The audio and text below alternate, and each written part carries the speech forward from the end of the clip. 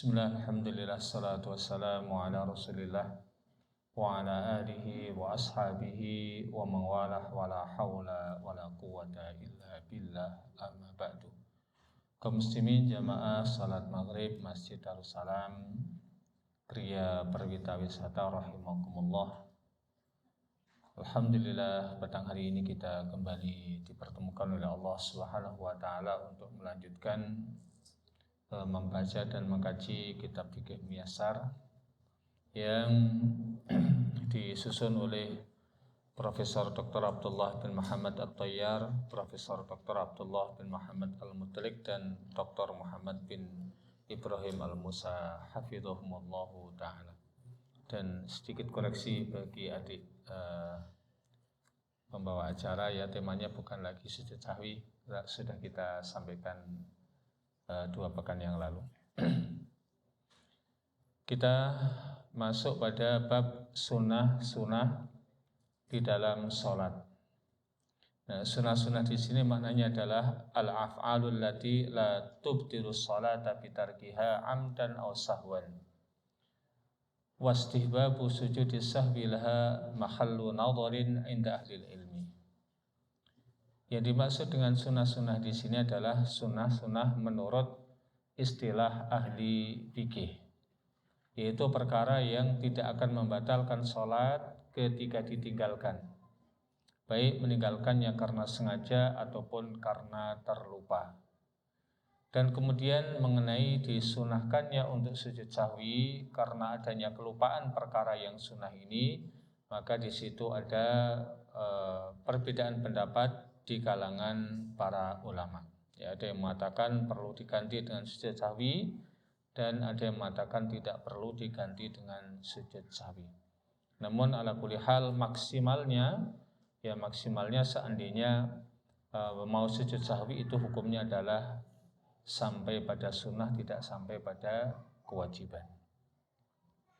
Di antara sunnah-sunnah yang ada di dalam salat adalah mengangkat kedua tangan pada saat takbiratul ihram. Ya, mengangkat kedua tangan pada saat takbiratul ihram. Ini sepakat, ya, kaum muslimin, bahwa mengangkat tangan di sini bukan merupakan sebuah kewajiban.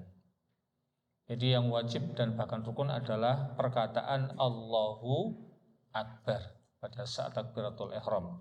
Adapun mengangkat tangannya maka hukumnya adalah sunnah. Sebagaimana di dalam hadis riwayat Imam Bukhari, kana yarfa'u yadayhi khadwa mankibaihi idza iftataha as-salata. Rasulullah sallallahu alaihi wasallam biasa mengangkat kedua tangannya sepadan dengan kedua pundaknya, segini, dengan mengarahkan telapak tangannya ke arah kiblat apabila beliau membuka salatnya ataupun memulai salatnya. Kemudian berikutnya sunnah yang kedua adalah meletakkan tangan kanan di atas tangan kiri. Mayoritas ahli fikih dari kalangan para ulama yang bermadzhab Hanafi, Syafi'i, dan Hambali. Berarti yang tidak masuk madzhab siapa? Madzhab Maliki. Menyatakan bahasanya meletakkan tangan kanan di atas tangan kiri ketika sholat itu hukumnya adalah sunnah. Dan berbeda dengan hal itu yaitu Imam Malik, yang para ulama yang bermadzhab Maliki berpendapat yang disunahkan justru adalah irsal, yaitu tidak meletakkan tangan kanan di atas tangan kiri. Jadi irsal itu maknanya adalah menjulurkan tangannya ke bawah. Ini menurut pendapat Maliki justru yang sunnah adalah irsal. Maka panjenengan ketika di Indonesia rasa-rasanya jarang ya melihat orang yang tidak bersedekap. Namun ketika panjenengan semisal di Masjidil Haram ataupun di Masjid Nabawi, maka akan kita lihat banyak di antara kaum muslimin yang ketika sholat itu tangannya dijulurkan ke bawah, tidak bersedekap. Dan memang ada di antara sekte Syiah, ya, ataupun sekte yang memang bukan kaum muslimin, yaitu Syiah, yang mereka tatkala sholat memang juga tidak bersedekap. Namun jangan kemudian kita generalisir, berarti kalau ada orang yang ketika sholat tangannya dijulurkan, wah berarti ini adalah Syiah, ya jangan. Karena notabene mazhab Maliki adalah berpendapat demikian. Mana yang lebih kuat? Yang lebih kuat adalah pendapatnya mayoritas para ulama, yaitu dari kalangan Syafi'iyah, Hanafiyah dan Hanabilah, ataupun Hambaliyah. Dari Sahal bin Sa'id As-Sa'idi radhiyallahu taala anhu, dia mengatakan bahwasanya manusia diperintahkan untuk meletakkan tangan kanannya di atas tangan kirinya ketika sholat, ya di atas dhira itu ini, jadi antara pergelangan tangan sampai sikutu namanya dhira. Ya, untuk meletakkan tangan kanannya di atas dhira'nya, tangan kirinya di dalam sholat. Abu Hatim Ar-Razi mengatakan, aku tidaklah mengetahui kecuali bahwasanya Rasulullah bahwasanya hadis ini yaitu hadis yang disampaikan oleh Sahal bin Sa'id As-Sa'idi ini marfu', yaitu hukumnya sampai kepada Rasulullah sallallahu alaihi wasallam. Artinya itu bukan semata-mata perkataan Sahal bin Sa'id As-Sa'idi semata, namun itu hakikatnya adalah hadis dari Rasulullah sallallahu alaihi wasallam. Ini dikeluarkan oleh Imam Bukhari. Nah, senada dengan hadis ini adalah yang datang dari Rasulullah sallallahu alaihi wasallam, dia mengatakan, inna ma'syaral anbiya umirna bi ta'jili fitrina wa ta'khiri sahurina wa wad'i aymanana ala syama'ilana fis shalah. Ini hadis riwayat Imam At-Tabrani di dalam Mu'jamul Kabir dan dianggap hadis yang sahih oleh Al-Imam Al-Albani rahimahullahu ta'ala. Kami segenap para nabi diperintahkan untuk mempercepat buka puasa dan mengakhirkan sahur. Dalam tanda kutip, ketika mempercepatnya ini memang sudah masuk waktu, jadi tidak perlu menunggu gelapnya malam. Begitu maghrib sudah tiba, maka sudah diperkenankan untuk berbuka puasa. Mengakhirkan pun demikian, bukan berarti kemudian semaunya, namun sampai dengan waktu subuh. Dan kemudian kami juga diperintahkan untuk meletakkan tangan-tangan kanan kami di atas tangan-tangan kiri kami di dalam sholat. Kemudian dari Jabir bin Abdillah radhiyallahu taala anhu, beliau mengatakan Rasulullah sallallahu alaihi wasallam melewati seseorang yang sedang sholat dan beliau meletakkan radhiyallahu taala anhu meletakkan tangan kirinya di atas tangan kanannya. Maka Rasulullah kemudian melepaskan, jadi ada seseorang sahabat yang sholatnya itu dibalik, tangan kirinya ditaruh di atas tangan kanan. Maka Rasulullah melepasnya dan kemudian beliau meletakkan tangan kanannya di atas tangan kirinya. Jadi ini pada saat sholat sedang berlangsung. Jadi ini menunjukkan tentang bolehnya ya seseorang itu membenarkan orang yang salah di dalam sholatnya pada saat dia sedang sholat. Sebagaimana yang pernah dilakukan oleh Umar bin Khattab radhiyallahu ta'ala anhu ketika beliau melihat ada seseorang yang sholat di antara dua tiang. Ini tiang, sholatnya malah di tengah, bukan malah menghadap kepada tiang. Maka Umar bin Khattab memindahkan orang tadi hingga menghadap kepada tiang ya, sebagai sutroh ataupun sebagai penghalangnya.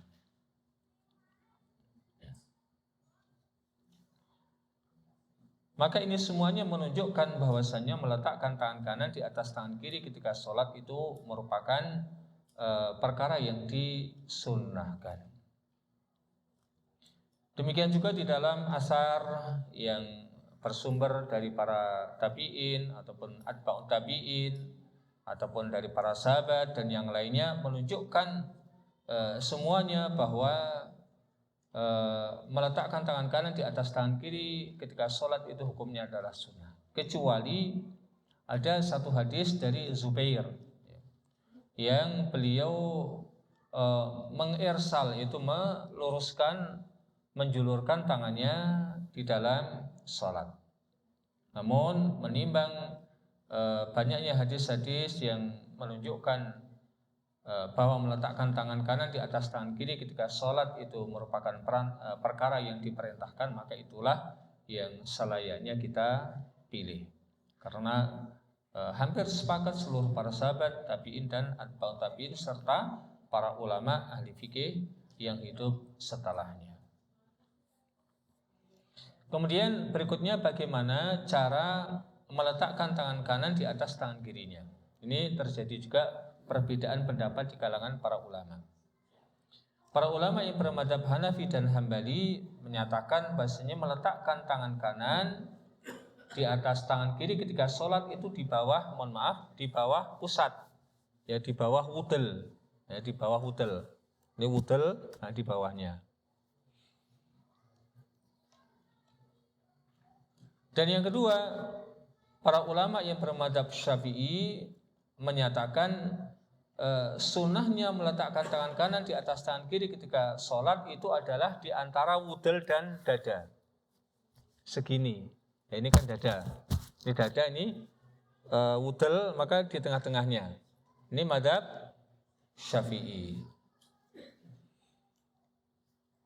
Mana yang sahih menurut para penulis? Yang sahih adalah meletakkan tangan kanan di atas tangan kiri ketika sholat itu tidak di bawah wudel dan tidak ada di antara dada dan wudel, namun menurut para penulis yang lebih tepat adalah di atas dada, ya di atas dada.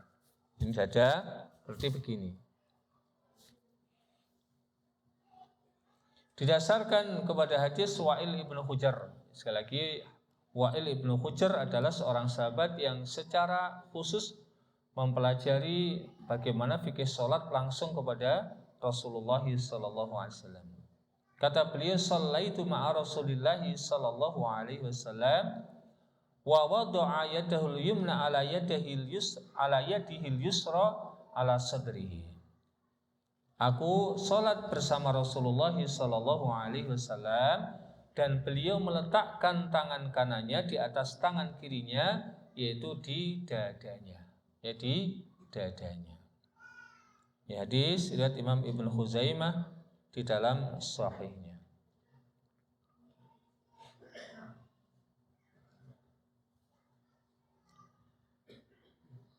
Kemudian bagaimana hukum meletakkan tangan kanan di atas tangan kiri di dada? Ya, karena beliau sudah memilih di dada, ya.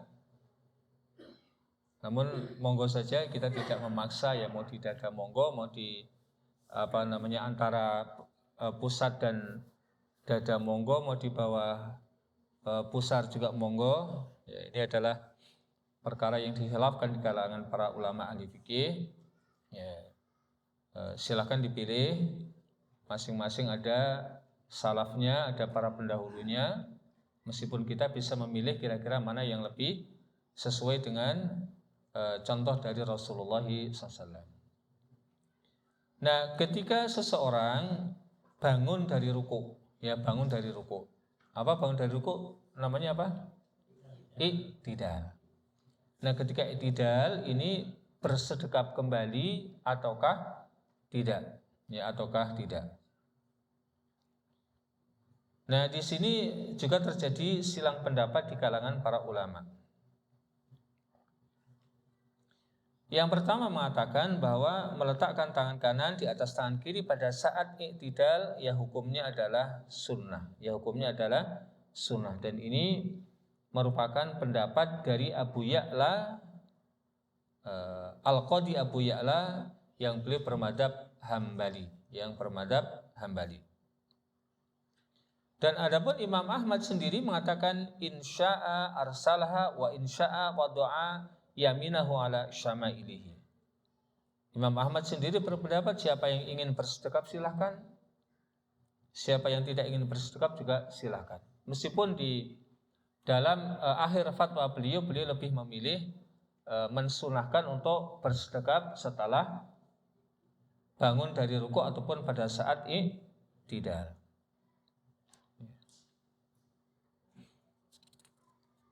Karena berpendapat bahwa berdiri setelah ruku itu sama juga dengan berdiri sebelum ruku. Jadi hukum berdirinya maka sama.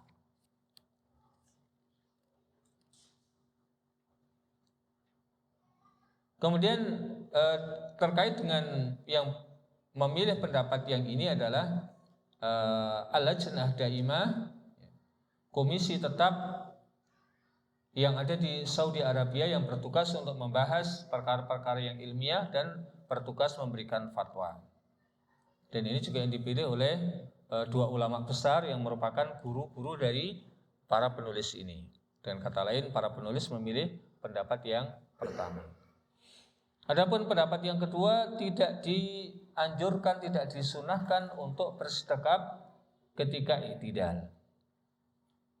Dan bahkan di antara para ulama kontemporer yang hidup tidak lama dari kita, itu seperti Al-Imam Al-Albani yang merupakan pakar hadis abad ini, beliau juga memilih tidak bersedekap ketika sedang i'tidal. Namun bagaimanapun kaidah ilmiah, maka penulis kemudian memilih yang sahih, kata para penulis, ataupun yang disunahkan dalam hal ini karena bukan merupakan kewajiban. Yang disunahkan adalah meletakkan tangan kanan di atas tangan kiri ataupun bersedekap pada saat i'tidal. Alasannya adalah yang pertama, hadis-hadis yang telah disebutkan oleh penulis yaitu tentang meletakkan tangan kanan di atas tangan kiri di dalam sholat, itu mencakup seluruh keadaan ketika berdiri. Maka membaginya ataupun membedakan antara berdiri sebelum rukuk dan berdiri setelah rukuk ini perlu adanya dalil, kata mereka, ya. Jadi kalau kemudian membedakan berdirinya antara sebelum rukuk, kalau sebelum rukuk itu bersedekap, adapun kalau setelah rukuk maka tidak bersedekap, maka membedakan berdiri ini perlu adanya dalil. Mana yang menunjukkan kalau setelah rukuk itu tidak bersedekap, karena sama-sama berdirinya.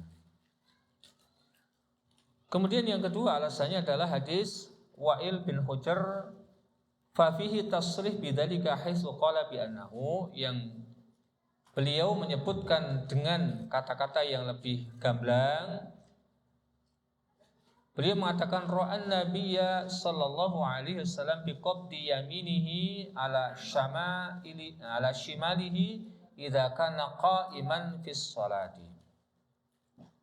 Beliau melihat Nabi sallallahu alaihi wasallam itu menggenggam, tangan kanannya menggenggam tangan kirinya. Jadi tentang meletakkan tangan kanan di atas tangan kiri bisa pertama dalam keadaan semacam ini, sekedar meletakkan, sekedar meletakkan.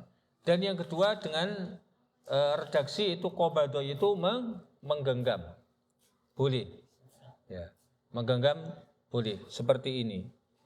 Nah kalau sudah di atas maka tidak perlu menggenggam, cukup diletakkan saja. Jadi kalau di atas nggak perlu digenggam, namun cukup diletakkan. Adapun kalau di sampingnya maka digenggam, tangan kanannya menggenggam tangan kirinya.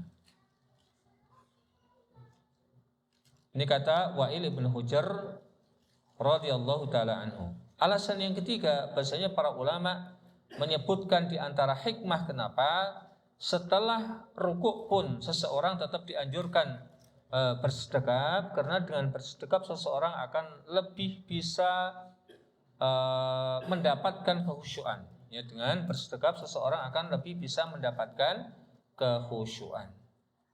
Yang keempat, bahwasanya kaidah dasarnya, kaidah dasar itu adalah hukum itu tetap pada asalnya, sebagaimana dalil itu menyebutkan hukum tersebut. Maka untuk keluar dari hukum asal yang disebutkan oleh dalil ini perlu adanya dalil yang lain yang menunjukkan bahwa dalil yang asal tadi itu berubah. Nah, ketika tidak ada dalil yang memindahkan, yang menunjukkan perbedaan dari dalil yang asal, maka kembali kepada hukum yang ada di dalam hadis yang asal. Maka kesimpulannya menurut para penulis bahwa meletakkan tangan kanan di atas tangan kiri ketika i'tidal itu hukumnya adalah sunnah. Hukumnya adalah sunnah. Yang berikutnya adalah membaca doa istiftah ataupun doa iftitah. Mayoritas para ahli fikih berpendapat membaca doa iftitah ataupun istiftah setelah takbiratul ihram sebelum baca al-Fatihah hukumnya adalah sunnah. Hukumnya adalah sunnah. Sebagaimana hadis dari Ibunda Aisyah radhiyallahu taala anha, beliau mengatakan biasanya Nabi sallallahu alaihi wasallam apabila beliau membuka salatnya kemudian membaca subhanakallahumma bihamdika wa tabarakasmuka wa ta'ala jadduka wa la ilaha ghairuka. Maha suci Engkau ya Allah, dan dengan memujimu, maha suci namamu dan maha tinggi kedudukanmu, keagunganmu, dan tidak ada sesembahan yang berhak disembah selainmu. Ini satu di antara doa istiftah yang paling pendek. Jadi kalau kita misal ketika sholat tarawih, maka imamnya tidak usah membaca doa istiftah yang panjang. Tetap dianjurkan baca istiftah karena doa istiftah itu ada di dalam sholat yang wajib ataupun ada di dalam sholat yang sunnah. Namun kita tinggal melihat situasi dan kondisinya. Kalau kiranya kayak sholat tarawih bisa kemudian membaca yang pendek, ataupun sholat wajib juga tidak mengapa membaca doa istiftah yang pendek semacam ini. Subhanakallahumma bihamdika wa tabarakasmuka wa ta'ala jadduka wa la ilaha ghairuka.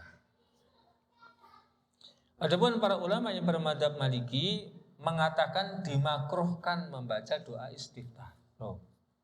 Satunya mengatakan sunnah, satunya mengatakan makruh. Ini juga berdalil. Apa dalilnya? Kata Anas bin Malik radhiyallahu ta'ala anhu bahwasanya Nabi sallallahu alaihi wasallam, kemudian Abu Bakar dan Umar, mereka semuanya membuka salatnya dengan alhamdulillahi rabbil alamin. Jadi dengan kata-kata ini dari kata-kata Anas bin Malik, maka Imam Malik bin Anas menyatakan kalau begitu makruh seseorang membuka sholatnya dengan membaca doa istiftah. Namun kemudian langsung membaca alhamdulillahirabbil alamin. Maka hal ini bisa kita jawab. Yang kata Anas bin Malik, beliau menyatakan Rasulullah, Abu Bakar dan Umar membuka sholatnya dengan alhamdulillah, ini tidak menafikan beliau membaca basmalah yang pertama, dan tidak menafikan beliau membaca istiftah. Kenapa? Karena Anas bin Malik ingin mengatakan bacaan yang jahr yang dibaca oleh Rasulullah ketika beliau memulai sholat itu adalah mulai dari alhamdulillahirabbil alamin. Dan di dalam hadis yang lain ada sebagian sahabat yang menyatakan Rasulullah membaca basmalah cuman pelan. Ternyata di situ ada yang lain. Demikian juga kata Ibunda Aisyah tadi, Rasulullah membuka sholatnya dengan membaca doa istiftah. Oleh karena itu pendapat yang lebih kuat, pendapat yang benar, bahasanya doa istiftah dianjurkan, hukumnya adalah sunnah. Sebagaimana kita juga dianjurkan baca basmalah, bahkan membaca ta'awudz, a'udzubillahi minasyaitonirrajim. Bahkan Al-Imam Al-Albani yang beliau tadi mengatakan tidak disunahkan bersedekap, bahkan beliau mengatakan bid'ah bersedekap ketika i'tidal, beliau mengatakan bahwa tiap membaca Al-Fatihah seseorang dianjurkan pula membaca ta'awudz, yaitu a'udzubillahi minasyaitonirrajim. Kalau 4 rakaat berarti 4 kali membaca ta'awudz. Kalau 3 rakaat berarti 3 kali membaca ta'awudz. Ini Syekh Al-Albani rahimahullah ta'ala. Kemudian membaca sesuatu setelah Al-Fatihah. Maka ini pun sepakat para ulama yang menyatakan seseorang dianjurkan untuk membaca sesuatu setelah Al-Fatihah, yaitu di 2 rakaat yang awal, Mau surat boleh, mau sekedar ayat juga boleh, karena kedua-duanya dicontohkan oleh Rasulullah Shallallahu Alaihi Wasallam. Sekedar beberapa ayat, yang penting jangan sampai kemudian ketika kita membaca ayat itu kemudian maknanya tanggung, maknanya akan bisa diinterpretasikan dengan makna yang salah. Contoh misalnya fawailul lil musallin, kemudian sudah. Nah, ini akan menimbulkan penafsiran ataupun interpretasi yang salah, maka jangan. Ya, maka harus dilanjutkan. Intinya mau ayat-ayat boleh, tapi yang bermakna yang sempurna, jangan kemudian maknanya tanggung yang akan memunculkan multi tafsir.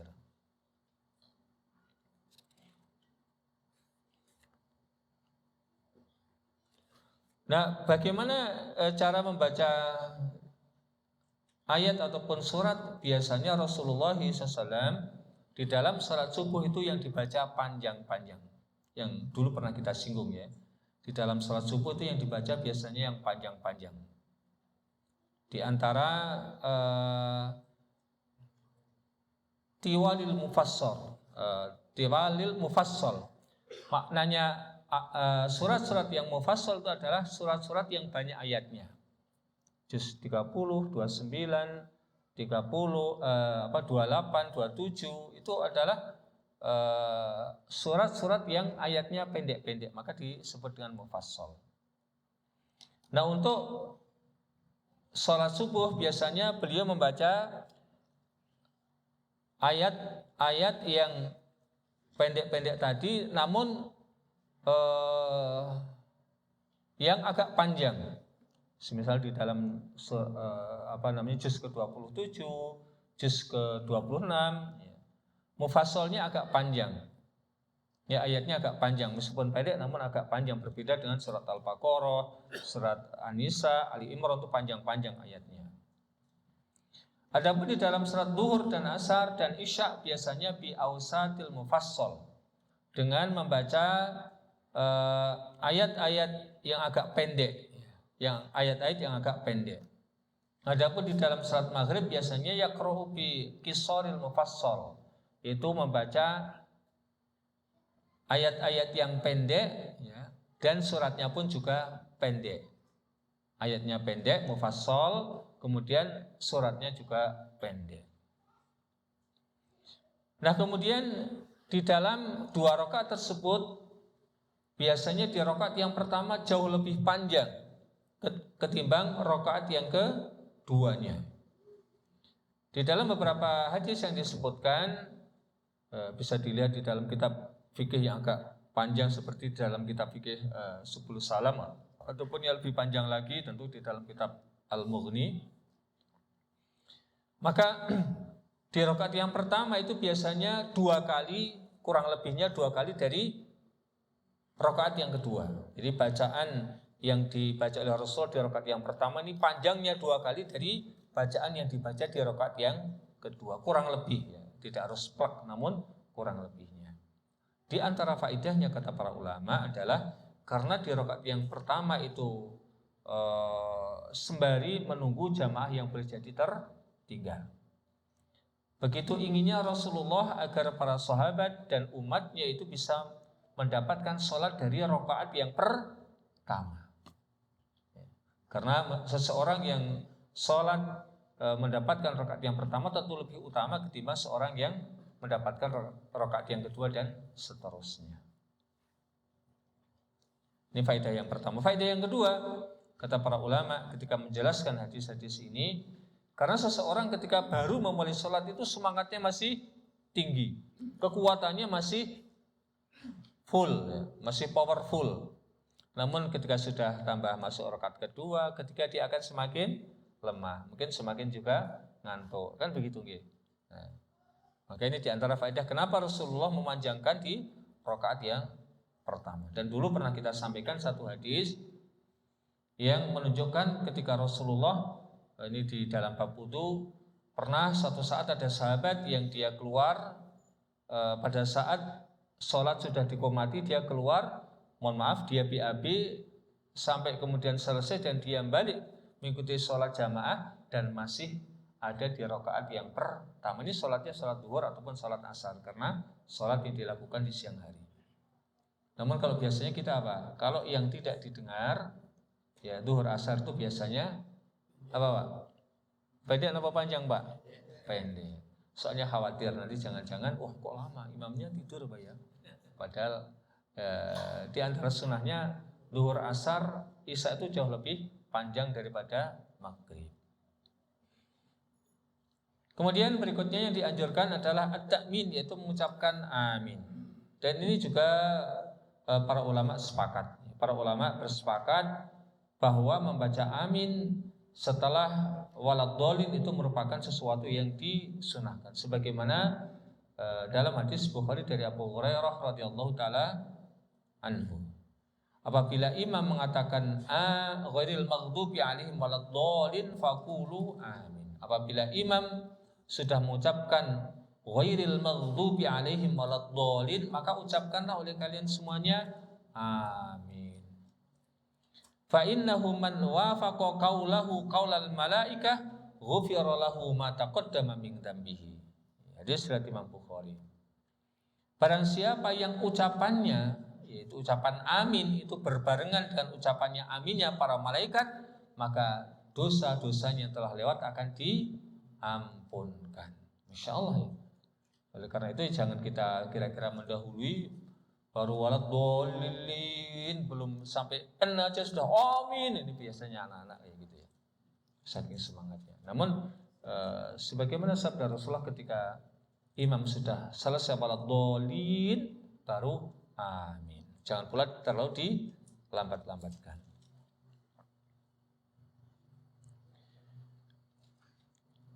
Dan membaca amin ini mencakup sholat yang dilakukan secara berjamaah ataupun sholat yang dilakukan secara bersendiri-sendiri. Akan tetapi para ulama yang bermadzhab Malikiyah, beliau mengkhususkan bahwa yang diucapkan amin itu adalah pada sholat-sholat yang jahar saja. Ya, pada sholat-sholat yang bacaannya itu jahar, itu dibaca dengan keras. Adapun kalau kemudian tidak dibaca keras, maka tidak dianjurkan untuk membaca amin. Ini menurut para ulama yang bermadzhab Maliki. Namun pendapat yang lebih kuat bahasanya ucapan amin ini dianjurkan untuk dibaca pertama oleh makmum ataupun oleh imam. Yang kedua, baik sholatnya itu sholat yang jahar ataupun sholat yang sir. Bacaan Al-Fatihahnya itu pelan ataukah dibaca dengan jelas. Menimbang faidah yang tadi sudah disampaikan oleh Rasulullah SAW. Meskipun tidak dipungkiri bahasanya ada sebagian para ulama yang juga berbeda pendapat tentang apakah kalau Al-Fatihahnya itu dibaca keras ataukah pelan, itu sama. Ini ada perbedaan pendapat. Namun kita lanjutkan setelah mendengarkan adzan. Wassallallahu ala nabiyyina Muhammad wa ala alihi washabbihi. Baik, kita lanjutkan sedikit. Bismillahirrahmanirrahim. Assalatu wassalamu ala Rasulillah wa ba'd. Kita garis bawahi bahasanya membaca amin ya, setelah waladhdallin ini dianjurkan untuk dibaca baik dia sholat sendirian ataukah dia sholat berjamaah. Kemudian dianjurkan baik dalam bacaan yang sir ataupun bacaan yang jahar, yaitu yang keras. Dan bacaan yang keras ini baik dia itu makmum ataukah imam, maka kesemuanya dianjurkan untuk baca amin.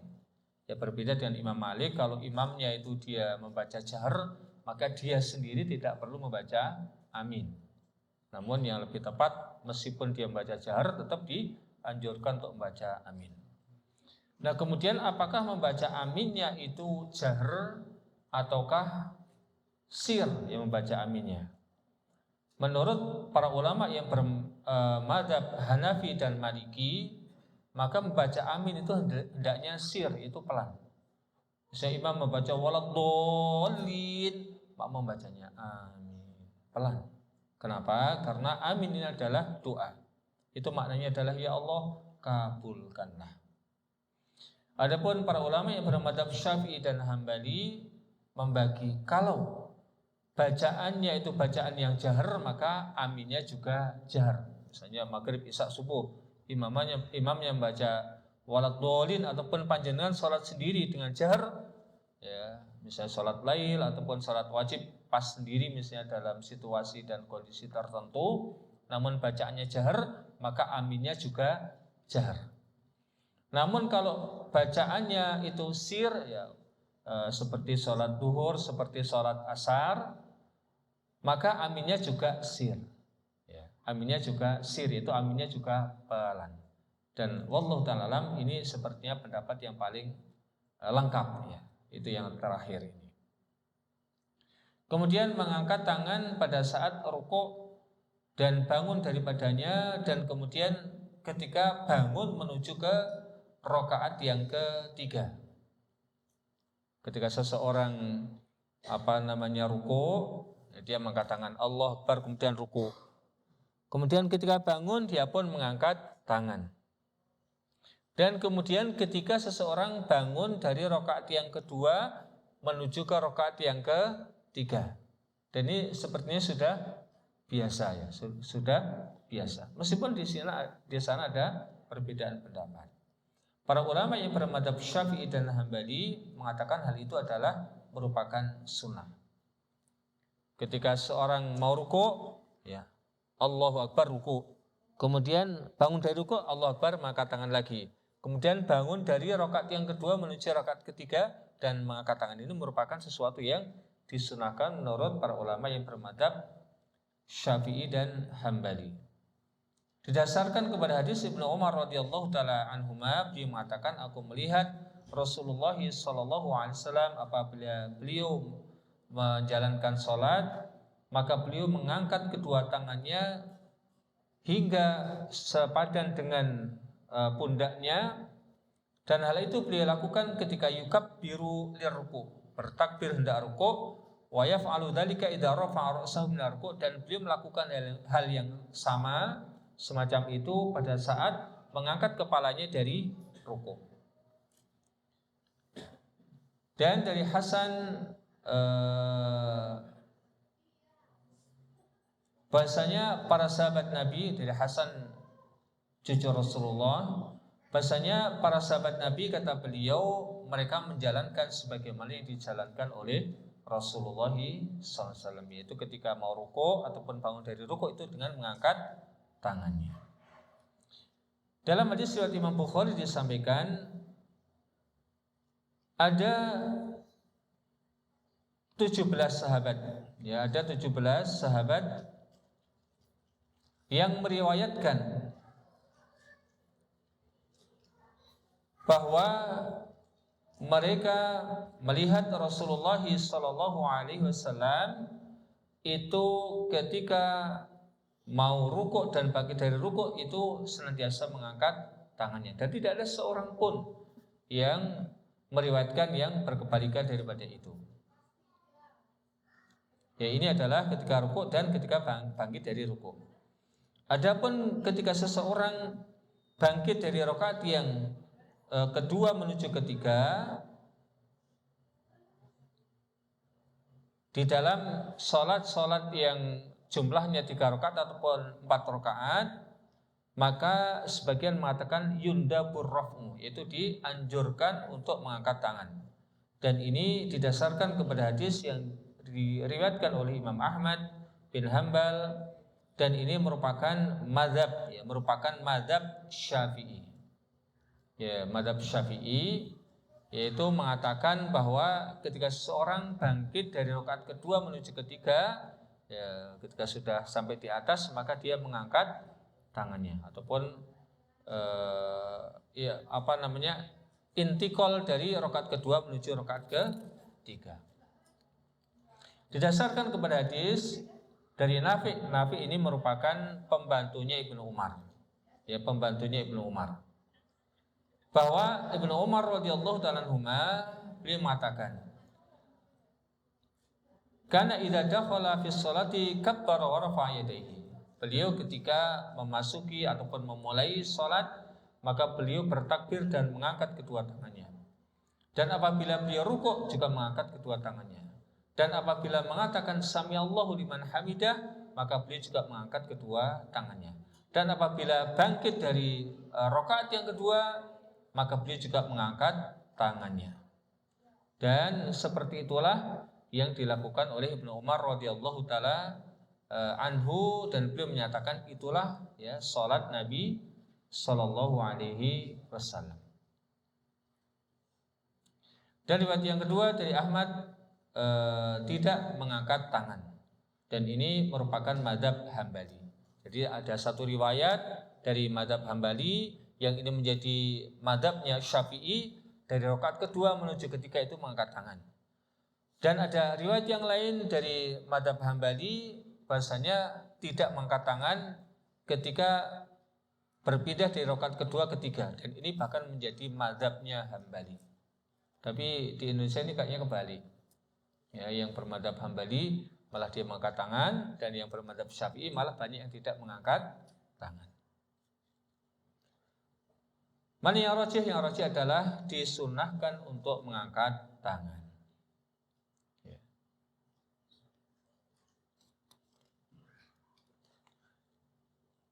Dan inilah yang merupakan madzhab Syafi'i dan sebagian riwayat dari Imam Ahmad bin Hambal, yaitu mengangkat tangan di dalam beberapa hal yang tadi sudah disampaikan. Demikian yang bisa kita bacakan di malam hari ini. Semoga bermanfaat bagi kita semuanya. Insya Allah masih ada lanjutan untuk perkara-perkara yang disunahkan. Jadi kalau ada pertanyaan disimpan dulu, insya Allah di pekan yang akan datang. Allahumma alimna bima yanfa'una wanfa'na bima 'allamtana wa zidna ilma wa sallallahu wasallam ala nabiyyina Muhammad wa ala alihi washabbihi wa akhiru da'wana alhamdulillahi rabbil alamin. Subhanakallahumma bihamdika asyhadu an la ilaha illa anta astaghfiruka wa atubu ilaik. Billahi taufiq wal hidayah. Assalamualaikum warahmatullahi wabarakatuh.